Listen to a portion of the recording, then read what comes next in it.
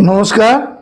মন্ত্র জপের একটা মাহাত্ম্য আছে, পুরাণেও ছিল, আমাদের সত্য যুগে ছিল, ত্রেতা যুগে ছিল, দ্বাপর যুগে ছিল, কলি যুগেও আছে।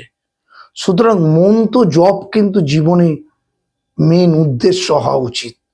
কারণ ভগবদ গীতায় লিখেছে, যে মন্ত্র জপ করে এবং যজ্ঞ করে তার কলিযুগের মুক্তি অবধারিত।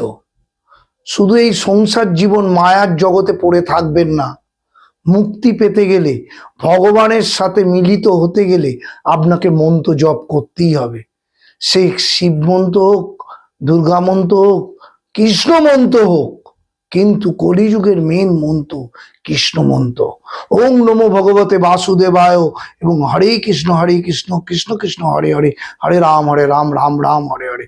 এই মন্ত্রগুলো জপ করুন, দেখবেন আপনার জীবনে পরিবর্তন এবং মৃত্যুর পর ভগবানের কাছে যেতে পারবেনই পারবেন। নমস্কার।